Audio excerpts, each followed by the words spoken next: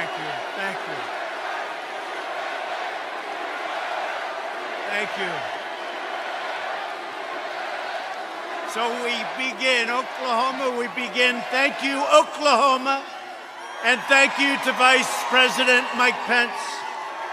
We begin our campaign.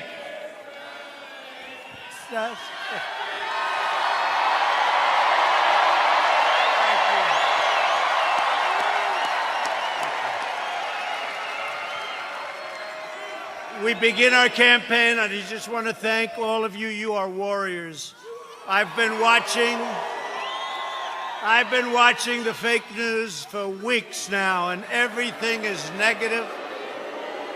Don't go, don't come, don't do anything. Today it was like, I've never seen anything like it. I've never seen anything like it. You are warriors.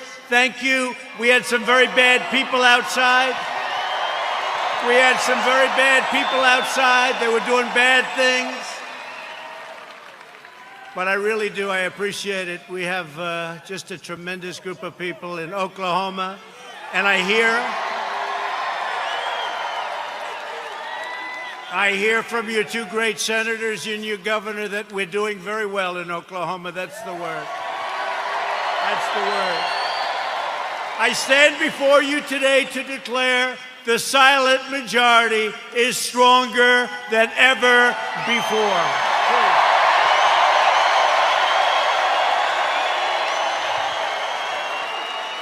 5 months from now, we're going to defeat sleepy Joe Biden. Boy, does he get a pass from these people, huh? We're going to stop the radical left. We're going to build a future of safety and opportunity for Americans of every race, color, religion, and creed. Republicans are the party of liberty, equality, and justice for all. We are the party of Abraham Lincoln, and we are the party of law and order.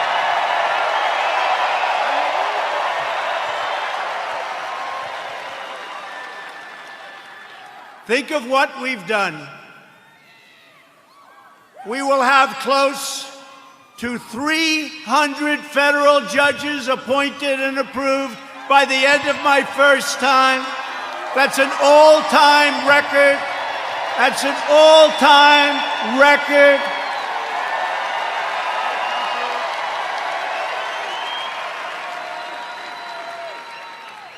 I've always heard how important judges are. Now we know how important they are. Think of that, over 300, around 300 by the end of the term. And when we have another 4 years, we're going to have a big, big percentage of the total number. Very important. November 3rd. And 2 great Supreme Court judges. So we have 2 justices of the Supreme Court. Justice Gorsuch, Justice Kavanaugh, they're great. They're great. They're great. We have 2. And we could get a few more. Yeah, we could get a few more. We've spent over $2 trillion to completely rebuild the unmatched strength and power of the United States military. And all of that incredible equipment, whether it's submarines or missiles or rockets or jet fighters, bombers, it's all built in the USA.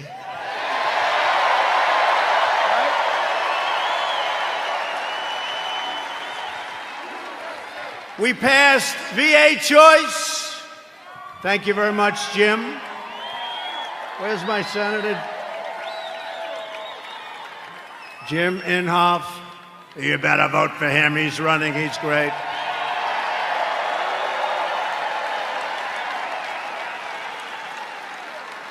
But we'll get to him and James Lankford in a second. 2 great senators. You have 2 great senators. So we passed VA choice. So if you're a veteran, for years and years. They've wanted to do it for almost 50 years. We got it done. We get a lot of things done. And so if you're a veteran and you have to wait online for 1 week, 2 weeks, 3 weeks, 5 weeks, 7 weeks, 2 months, what happens is you go outside, you get a private doctor, you get fixed up, and they pay your bill. We take care of the bill. We take care of the bill, and you get immediate service. It's never happened before, and our approval rating at the VA is now 91%. That's how good it is. Never been anywhere near that number. Never been anywhere near that number. And VA accountability. We had a lot of bad people in the VA, people that didn't love our vets, people that were sadistic, people that stole, a lot of bad people. You couldn't get rid of them because they were, let's say it could be unions, it could be civil service, right? Let's just say. And so you couldn't get it done. That was another one. For decades and decades, they wanted to get it changed. And I got it done with those people and your congressman, too. Your congressman, who I'm going to introduce. VA accountability, and now somebody treats our veterans badly. And we look at them, and what do we say? We say, you're fired, get out, right? Get out. They got rid of a lot of bad people that were there for a long time, sort of like me in Washington, draining the swamp. I never knew it was so deep, but it's happening. It's happening. I never knew it was so deep. It's deep and thick and a lot of bad characters. Thank you. We're lowering the price of prescription drugs, making our allies pay their fair share. They get a big bargain on drug prices, and enacting fair trade deals that finally, after all these years, put America first. I've been saying it for a long time. We passed the largest tax cuts in the history of our country. The Democrats want to raise your taxes. Tell me about that. Tell me about that. I guess I'm old-fashioned. You know, all my life, I heard politicians want to lower taxes, not raise them. If you could lower them, you couldn't lose. The Democrats want to substantially raise your taxes. How do you figure that? How do you figure that? And regulation cuts, we passed more regulation cuts than any administration in the history of our country.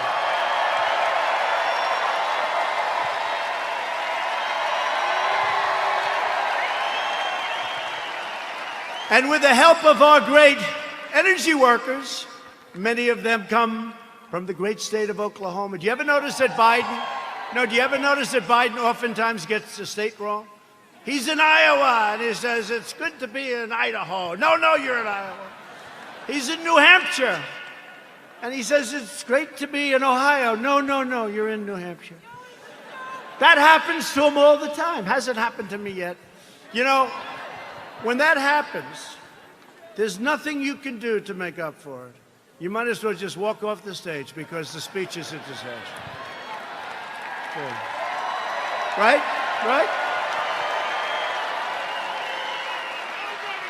But we just turned the United States into the dominant energy superpower of the world.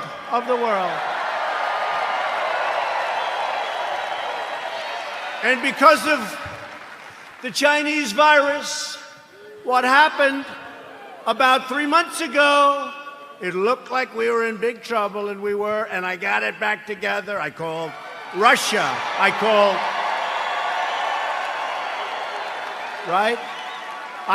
Russia. I called Saudi Arabia. And believe it or not, I called Mexico. Mexico was a little bit tough. That's called OPEC Plus. Did you ever hear of OPEC Plus? That's OPEC plus plus. And we got them to do the right thing, and we have our energy back to up almost $40 a barrel, meaning you have an energy business again. Almost $40 a barrel. A couple of months ago, it was 0, and we were going to lose 10 million energy jobs, 10 million jobs. So Texas and Oklahoma and North Dakota and many other states would have been hurt. Now, you think you're going to be hurt there? You try putting AOC in charge of your energy.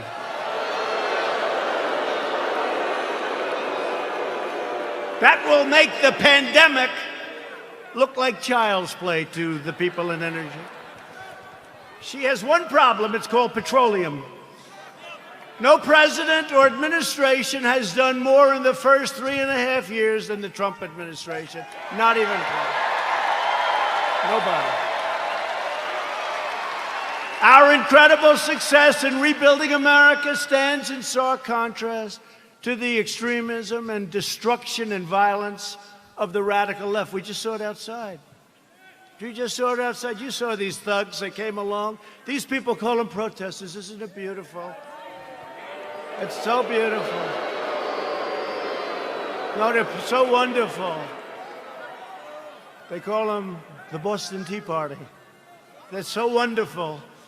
Yeah, they call them. You ever watch fake news CNN? You ever watch? Where they go?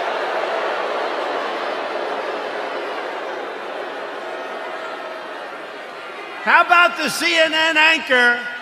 How about the CNN anchor? You know, did a little shave job in the head, which is fine. And he's standing in front of a building saying, things are very peaceful here. And the building is, it looks like the biggest fire I've ever seen. The whole town is burning. It's like the biggest fire. And he said, things are very good here, Anderson. I think it's good. I think it's good. These are wonderful people, Anderson. You ever see that? Looked like the world was coming to an end. And you know, we did something in Minneapolis. After watching for 3 or 4 days, I called. I said, you got to get out. You can't protect yourselves.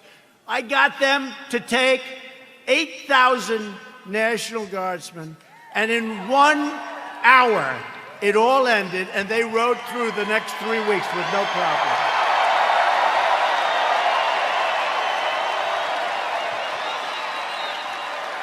And we did the same thing in other cities.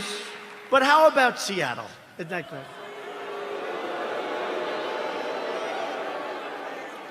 So they take over a big chunk of a city called Seattle. I mean, we're not talking about some little place. We're talking about Seattle. Have you ever been to Seattle? They took over a big chunk, and the governor, who's radical left, all of these places I talk about are Democrat. You know that. Every one of them. Every one of them. And I have an offer out. I said, anytime you want, we'll come in, we'll straighten it out in 1 hour or less. Now, I may be wrong, but it's probably better for us to just watch that disaster.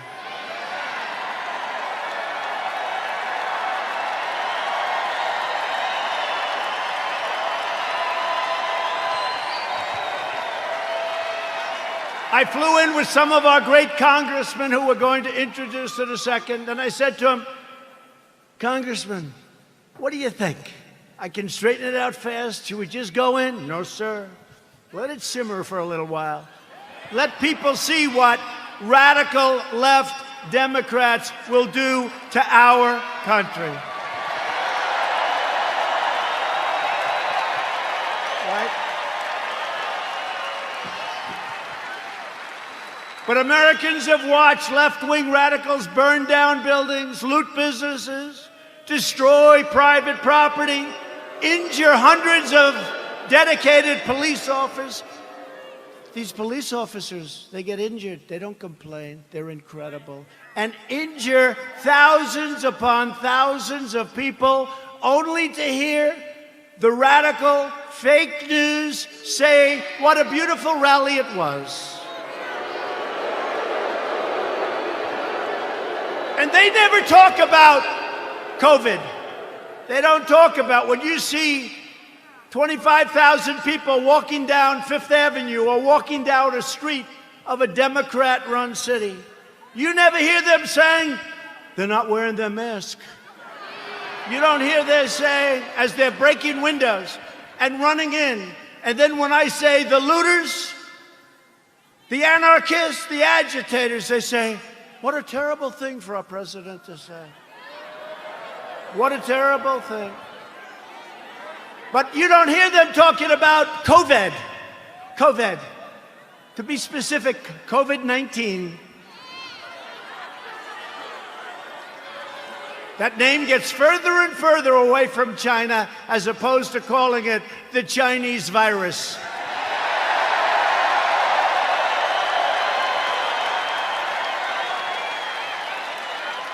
And despite the fact that I have done a phenomenal job with it, I shut down the United States to very heavily infected, but all people from China in late January, which is months earlier than other people would have done it, if they would have done it at all. I saved hundreds of thousands of lives. We don't ever get even a mention. Then I closed it down to Europe early. Closed it down because I saw what was happening. And by the way, most people said, don't do it. Don't do it. We saved hundreds of thousands of lives. And all we do is get hit on like we're terrible. And what we've done with the ventilators and with the medical equipment and with testing, you know, testing is a double-edged sword. We've tested now 25 million people. It's probably 20 million people more than anybody else. Germany's done a lot. South Korea's done a lot. They call me, they say, the job you're doing, here's the bad part. When you do testing to that extent, you're going to find more people, you're going to find more cases. So I said to my people, slow the testing down, please. They test and they test. We got tests that people don't know what's going on. We got tests. We got another one over here. The young man's 10 years old. He's got the sniffles. He'll recover in about 15 minutes. That's a case. Add up to it. That's a case. That's a case.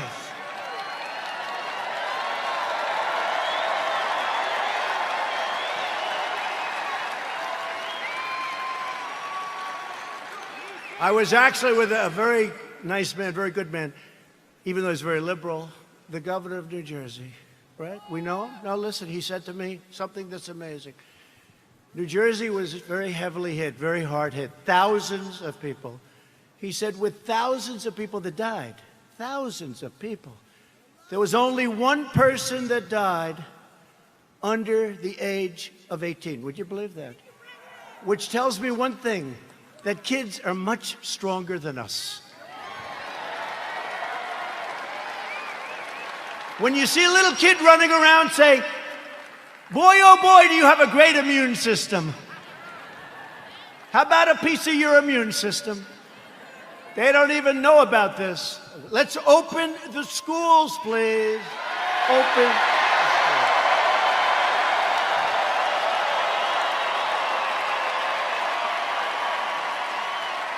Open the schools. We got to get them open. In the fall, we got to get them open.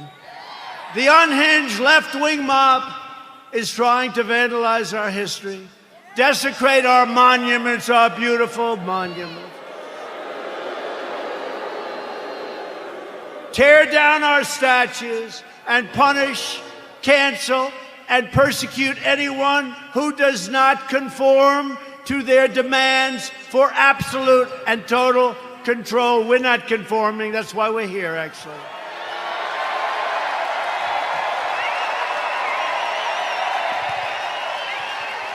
This cruel campaign of censorship and exclusion violates everything we hold dear as Americans. They want to demolish our heritage so they can impose their new oppressive regime in its place. They want to defund and dissolve our police departments. Think of that. You know, I heard it for the first time 2 weeks ago. I said, well, that one, I mean, they're only kidding. I said, they're not. Minneapolis, you see what's going on? They're not kidding.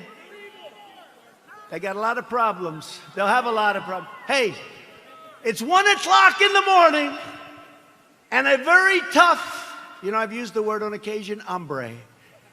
A very tough hombre is breaking into the window of a young woman whose husband is away as a traveling salesman or whatever he may do. And you call 911 and they say, I'm sorry, this number is no longer working. By the way, you have many cases like that, many, whether it's a young woman, an old woman, a young man, or an old man, and you're sleeping. So what are you going to do, right? So they wanted to fund, they really do. This is a serious movement. And in Minneapolis, the council's already passed it. In Seattle, you see what's going on there. It's even worse, okay? These people are stone cold crazy. They're crazy. So if you want to save your heritage, you want to save that beautiful heritage of ours. We have a great heritage. We're a great country. You are so lucky I'm president. That's all I can tell you.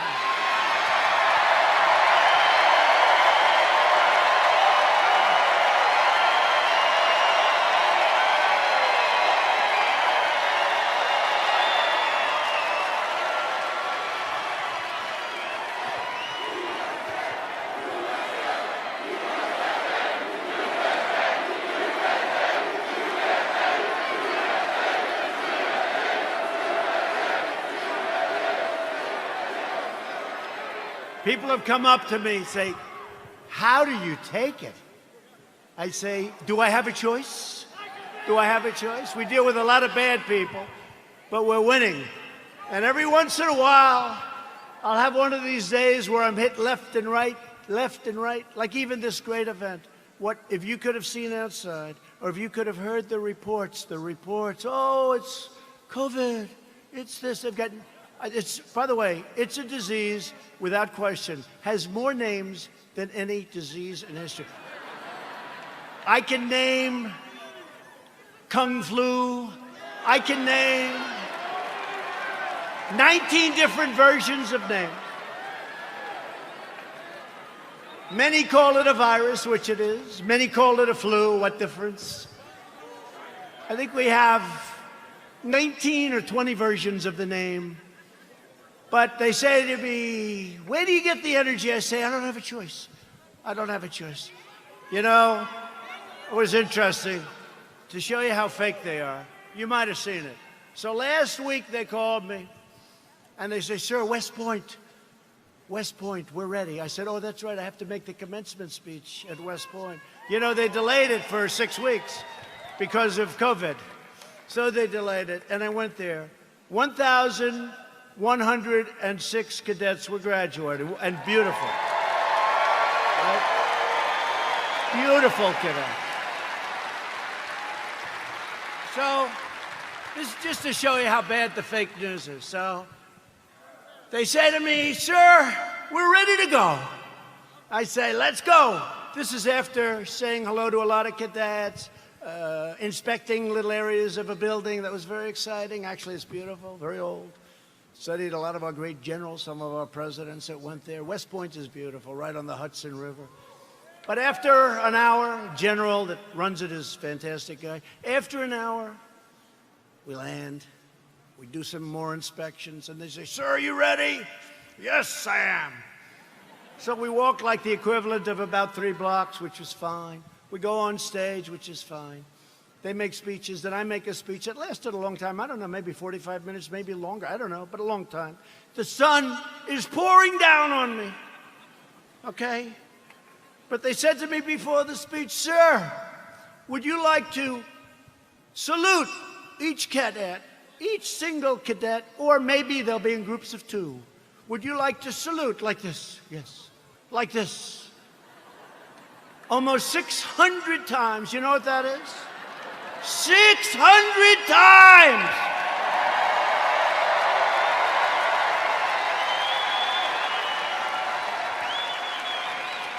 Thank God they were in 2s. Because let me tell you, you do that 600 times, you go home and you say, it's like a workout without a weight, right? 600 times. So I did that. Then the incredible helicopters, brand new, gorgeous helicopters, the Apaches and the other new ones that we just bought.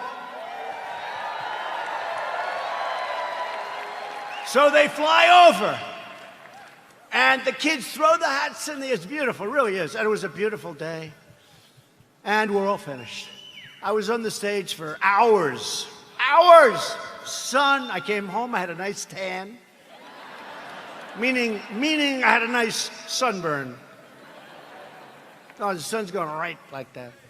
But I make the speech, right? I salute for probably an hour and a half, maybe more, but around that. Watch, if I'm off by 2 minutes, I'll say, he exaggerated. It was only an hour and 25 minutes. He exaggerated, he lied, he's a liar. These people are sick, the fake news.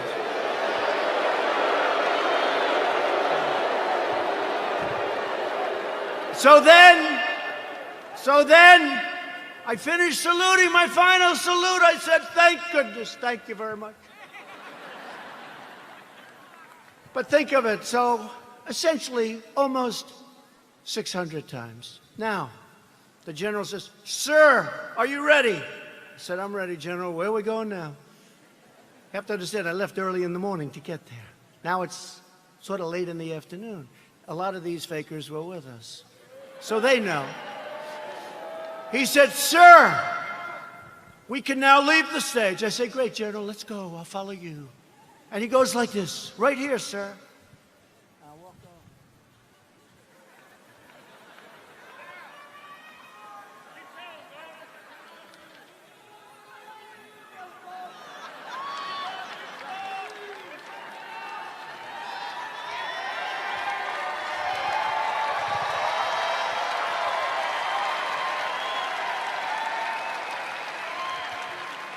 And the stage was higher than this one.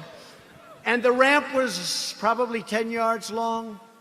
I say, General! Now you gotta understand, I have the whole Corps of Cadets looking at me. And I want them to love their president. I did this big thing.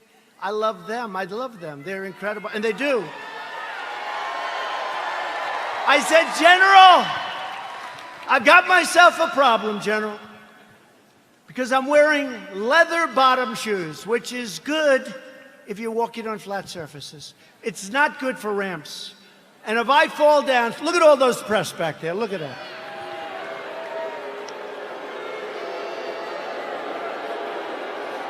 And this was a steel ramp. You all saw it, because everybody saw it. This was a steel ramp. It had no handrail. It was like an ice skating rink. And I said, General, I have a problem. And he didn't understand that at first. I said, there's no way. You understood? I just saluted almost 600 times. I just made a big speech. I sat for other speeches. I'm being baked. I'm being baked like a cake. I said, General, there's no way I can make it down that ramp without falling on my ass, General. I have no railing. It's true. So I said, is there like something else around? Sir, the ramp is ready to go. Grab me, sir. Grab me. I didn't really want to grab him. You know why? Because I said, that'll be a story too. So now I have a choice. I can stay up there for another couple of hours and wait till I'm rescued. Or I can go down this really steep, really, it's an ice skating rink. It's brutal. So I said, General, get ready, because I may grab you so fast. Because I can't fall with the fake news watcher. If I fall,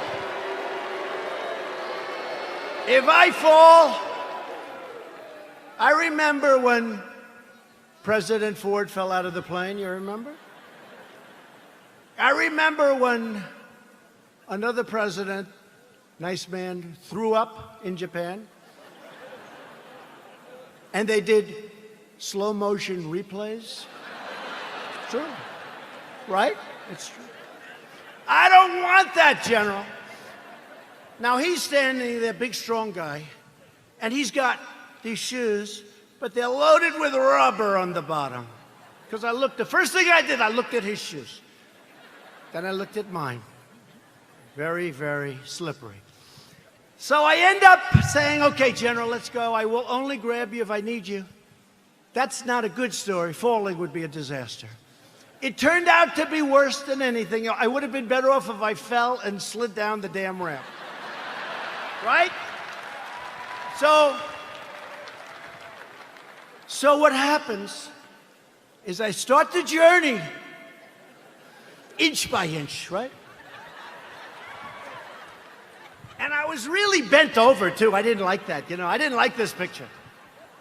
This picture, I'm sure, will be an ad by the fakers. So I was bent over, right? And I'm going like this.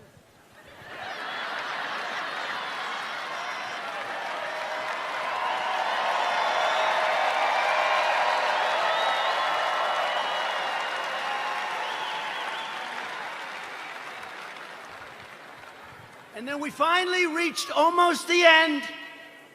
And the fake news, the most dishonest human beings, they cut it off. You know why?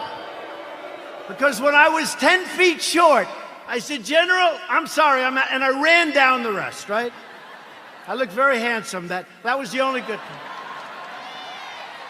I wouldn't want to run down the whole thing because the fall there would be definitely bad. So I took these little steps. I ran down the last 10. And by the way, their tape, take a look. In almost every instance, it ends just before I run. And they said, here was the #1 trending story. I called my wife. I said, how good was that speech? I thought it was hey, look, I will tell you when I make good ones and bad ones. Like so far tonight, I'm average. Okay? But we're having fun. We're having fun.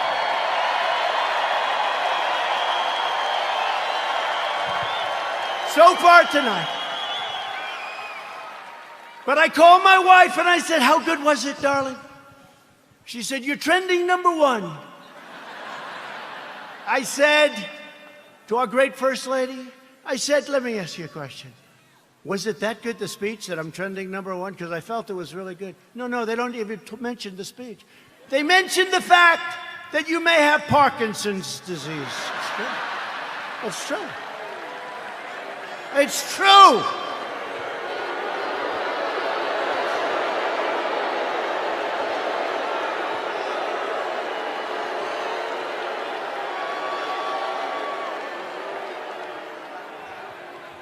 They say there's something wrong with our president. I'll let you know if there's something wrong, okay? I'll let you know if there's something. I'll tell you what, there's something wrong with Biden, that I can tell you.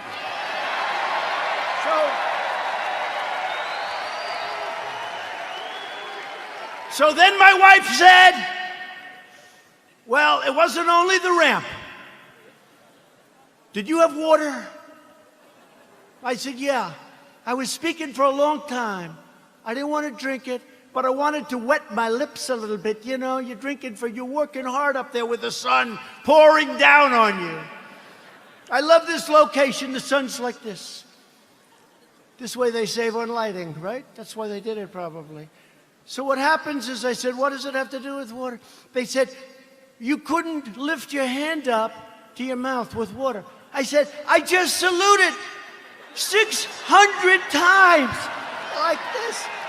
And this was before I saluted.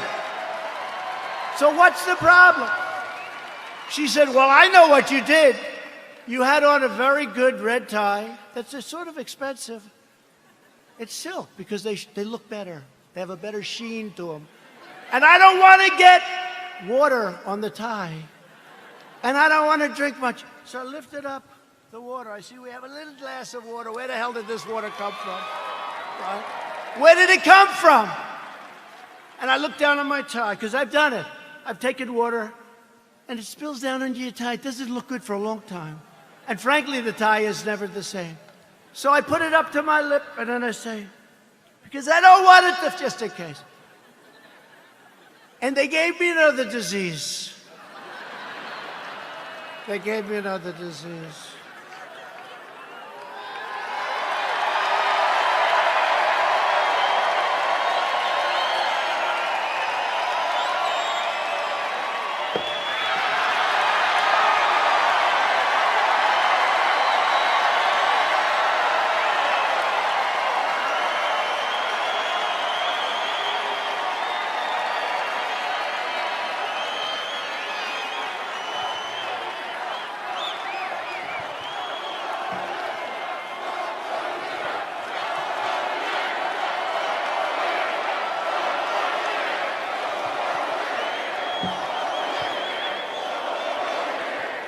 Anyway, that's a long story, but here's the story.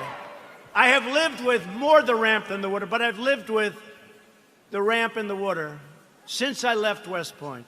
Not one media group said I made a good speech or I made a great speech. But the kids loved it because they broke their barrier, which wasn't good in terms of COVID.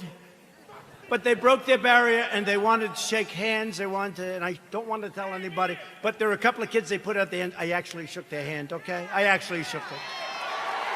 Because they were excited. They were excited. They're with their president. They were excited. The most beautiful young people, men, women, the most beautiful young people you've ever seen. So think of how you feel, you me. I go there. How did I do? Sir, that was a great speech. You know, all my people, sir, that was one of your best. That was great. I said, that's great. I agree. It was a good speech. I like that speech. They don't mention the speech, but they have me going down this ramp at an inch at a time. It's so unfair. It really is. So unfair. They are among the most dishonest people anywhere on earth. They're bad people. Bad people. Okay, that's enough of that. I wanted to tell that story. Does everybody understand that story? The left-wing anarchists tore down a statue of Thomas Jefferson. Now we're getting into the real stuff.